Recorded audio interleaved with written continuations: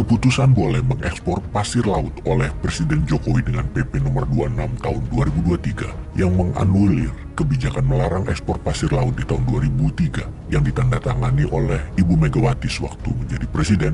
Pertanyaannya, apakah keputusan boleh ekspor pasir laut ada unsur sentimennya? Ada unsur bentuk perlawanan karena pernah ada keinginan untuk 3 kali jabatan yang ternyata ditolak Ibu Mega. Lalu juga ada keinginan untuk memperpanjang masa jabatan yang ternyata kembali ditolak oleh Ibu Mega dan PDIP. Jadi membuat kesan keputusan boleh ekspor pasir laut seakan keputusan melawan kebijakan lama. Benar begitu? Nggak tahu juga sih. Namun secara politik sebaiknya sahabat semua yang menganalisa. Sekarang kita ada baiknya melihat dari sisi lain lagi. Kita mulai dengan pertanyaan, apakah dengan membantu Singapura meluaskan wilayah daratnya, Indonesia diuntungkan?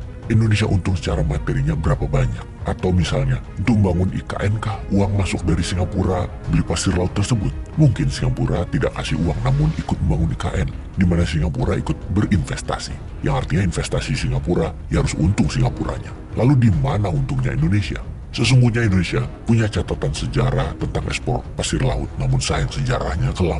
Ekspor pasir laut membuat pulau-pulau Indonesia hilang, yang mana pasir tersebut digunakan untuk memperluas wilayah Singapura. Munculnya peraturan pemerintah nomor 26 di tahun 2023 tentang pengelolaan hasil sedimentasi di laut yang mengizinkan lagi pengerukan hingga ekspor pasir laut membuka luka masa lalu itu. Luka dengan masalah lingkungan dan luka masalah kedaulatan wilayah. Ekspor pasir laut dihentikan sejak tahun 2003 oleh Presiden kelima RI Ibu Megawati adalah demi mencegah kerusakan lingkungan yang lebih luas yang ditenggelamnya pulau-pulau kecil. Sebelum dilarang ekspor, Indonesia pemasok utama pasir laut ke Singapura. Indonesia pertama kali melarang ekspor pasir laut di tahun 2003. Larangan ekspor ini dipertegas pada tahun 2007 silam sebagai bentuk perlawanan aksi pengiriman pasir secara ilegal ke negeri Singapura. Sebelum pelarangan, Indonesia adalah pemasok utama pasir laut Singapura untuk perluasan lahan dengan pengiriman rata-rata 53 juta ton per tahun antara tahun 97 hingga tahun 2002. Sedangkan menurut laporan PBB pada tahun 2019,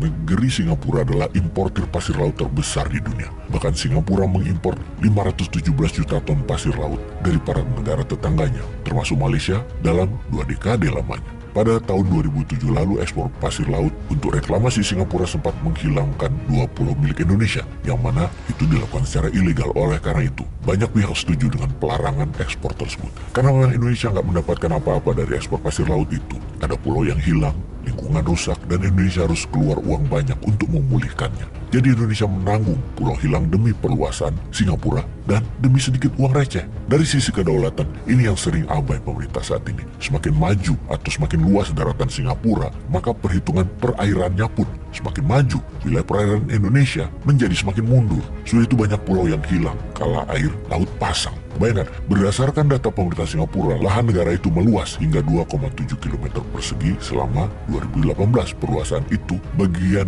menjadi yang terbesar selama 1 dekade terakhir. Singapura menggunakan metode reklamasi untuk mengekspansi luas negaranya. Pada tahun 2019, setidaknya negeri Singapura sudah meluaskan lebih dari 1/4 luas awal negaranya, yaitu 720 km persegi saja, di mana sebagian besar pertumbuhan terjadi sejak kemerdekaan, yaitu di tahun 1965. Jadi, bolehkah kita pertanyakan alasan mengizinkan ekspor pasir laut itu demi apa? Apa karena IKN jadi harus disegerakan? Apakah demi IKN Indonesia harus rela kehilangan sebagian wilayah lautnya, pulau-pulaunya, dan kerusakan lingkungan keaneka-hayatian laut di gerbang maritim Nusantara di ujung Selat Malaka tersebut? Atau ada agenda lain yang kita tidak tahu? Menurut sahabat, bagaimana komentarnya? Peace.